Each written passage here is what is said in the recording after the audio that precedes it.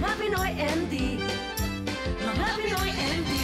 Kayo po'y nakatutok pa rin sa Pinoy MD at ang lagi ho namin paalala sa inyo, unahin ang kalusugan dahil syempre nag-iisa lang ho ang ating katawan, ha? Kaya konting mga nakikita nating pagbabago sa ating katawan, dapat ho pinapatingin na natin yan. Tulad nung bukol, kunwari sa katawan natin, maraming bukol na pwedeng tubo sa susunod ng isang babae, sa noo, sa likod, o sa kasamang parte ng katawan. Pag may nakapatayong ganun, konsulta na kagad natin sa doktor.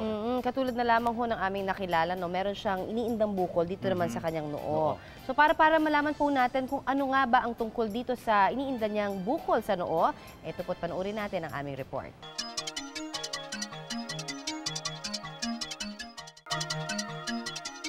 Noong nakaraang Miyerkules, nakilala namin si Melchor Maestre, 32 taong gulang. Isa siya sa humigit kumulang 100 tao na nagbabaka sakaling matanggalan ng tumor sa serbisyo publiko ng Philippine College of Surgeons para sa kanilang anibersaryo. Kapansin-pansin kay Melchor ang bukol na kasing laki ng kamatis na tumubo mismo sa kanyang noo. Nakahiga lang ako sa upuan. Pagising ko kasi mayroon nakatapat na dito, parang yung hawakan ng pagising ko, pagtayo ko kagad kaya na umpog yung ulo ko. Dumaan ng ilang linggo, malit na parang bumukol siya ng konti dyan. Tapos pinabayaan ko lang kasi malit lang naman eh. 3 taon na ang nakakalipas mula nang mauntog siya. Simula raw noon ay hindi na nawala ang bukol at bagkus ay lumaki pa. Ngayon, ginagawa na lang daw niya ng paraan ang pagtatakip ng bukol niya sa noo. Pinaiilalim niya ito sa kanyang buhok para di masyadong mapansin. Nahiya kasi may bukol nga, kaya nakakahiya rin kahit naman siguro sino. Kung mayroon kang kapansanan, ilang ka rin, di katulad sa ibang wala, di ba? Sa isang malusog na tao, normal ang pagtubo at paghahati ng mga sel ng katawan na kailangan para mabuhay. Ang ibang sel namamatay at napapalitan ng bago. Pero may mga kaso kung kailan nasisira ang balansing ito. Sumusobra o kaya di nawawala ang mga patay ng sel sa katawan. Tuloy, nagsasama-sama ang mga ito at nagiging tumor. Mayroong mga pagsusuri na nagsasabi na maaring mayroong mga bagay na maaring mayroong connection dito. Although hindi pa ito proven. Number 1 would be genetics, nasa lahi.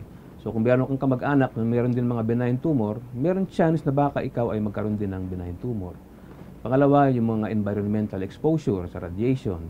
Kasi kumisan, lalo na sa balat, nagkakaroon din ng benign tumor ang balat.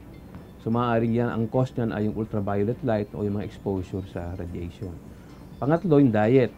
Yung lipoma ay composed of fat cells. So sabi ng ibang mga pagsusuri, maaaring meron itong connection sa kinakain natin na high fat sa ating katawan. Well, other causes, maaaring yung injury. May 2 uri ng tumor, ang benign o di nakapagdudulot ng cancer at ang kung tawagin ay malignant o ibig sabihin cancerous. Ang benign tumor madalas na dulot ng pagkakauntog o kaya naman ay pagkakabunggo sa isang bahagi ng katawan. Kadarasang nag-uumpisa itong maliit at saka lumalaki sa katagalan, kagaya na lang ng nangyari kay Melchor. Kung hindi delikado ang bukol, karaniwang mas pantay ang pagkabilog nito at hindi bako-bako ang mga gilid. Mabagal ang paglaki ng benign tumor. Pwede rin pagkalipas ng ilang taon, tumigil ang paglaki nito. Kung ikukumpara naman ang malignant tumor, mas mabilis ang paglaki. Irregular ang mga gilid nito. Karaniwang din kinakain nito ang espasyo na dapat ay para sa ibang bahagi ng katawan. Mula sa cancerous na bukol, pwede ring humiwalay ang ilang malignant cell. Sasama ang mga ito sa dugo, lilipat ng pwesto at bubuo ng isa pang tumor sa iba pang parte ng katawan. Daming types ng cell sa katawan eh. Maaari din naman magkaroon ng bukol galing sa blood vessel. Hemangioma ang tawag doon. Or sa mga muscle, or sa mga fibrous tissue, fibroma ang tawag. So, depende yun sa type na cell na dumadami. Sa itsura at bilis ng paglaki pa lang, pwede nang masabi ng doktor kung malamang ay delikado o kaya nakamamatay ang isang tumor. Pero para matiyak kung malignant ang isang bukol, dapat isagawa ang biopsy. Dito kinukuha ang isang maliit na bahagi ng tumor at saka ito sinusuri sa microscope. Ang benign tumor, di man delikado, minsan ay abala o nakakahiya para sa taong mayroon ito. Yung benign tumor, kailangan siyang tanggalin kung number 1, meron ng suspecha na baka hindi siya benign, maka-cancer siya, that means lumalaki siya or tumitigas siya. O pangalawa, kung nagko-cause na yan ng pain, kasi maaring sa paglaki nito, maaring ma-compress niya yung isang nerve doon sa area, magko-cause ng pain yon. Sa Operation Bukol ng PCS at Philippine Medical Association o PMA, sinuri si Melchor ng mga doktor. Dito na lamang mayroon siyang fibrolipoma sa kanyang noo. Ang fibrolipoma ay isang uri ng lipoma o tumor na binubuo ng fat cells. Ang lipoma ang pinakakaraniwang uri ng benign tumor. Isa si Melchor sa mga pinalad na makasama sa listahan na pwedeng maoperahan.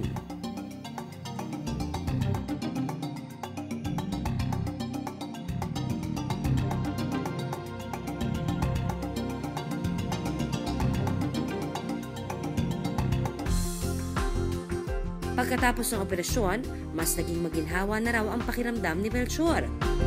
Bukod sa pagpapahinga, binilinan siyang laging maglagay ng yelo sa bahagi kung saan tinanggal ang bukol.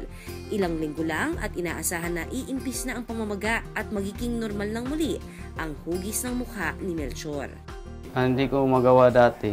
Hindi ako gaano nakiharap sa mga tao. Siyempre, nandun yung hiya. Kasi makakita ka, hindi yung pantay yung mukha mo. Para maagapan ang anumang tumor, benign man o malignant, maging mapanuri sa lagay ng iyong katawan. Isang paraan ay ang pagkapa sa iba't ibang bahagi ng katawan sa harap ng salamin. At kung may napapansin naman na bukol na hindi umiimpis o humuhupa, magpa-check up ka agad sa mga eksperto. Ayun, Doc, no? Talagang nakita natin pala na ang bukol talaga na minsan kahit maliit pa lamang, talagang dapat hindi natin yung pinapabayaan. So, dito sa ating case study na ito, Connie, ay yung bukol niya sa noo. Kung pababayaan niya yun, siyempre lalaki yun. Nakaka-deform din naman ng mukha niya. No? Sa mga babae naman kasi marami ding pwedeng tumubo na bukol dyan sa dibdib, o di kaya sa ovaryo o sa matres. No?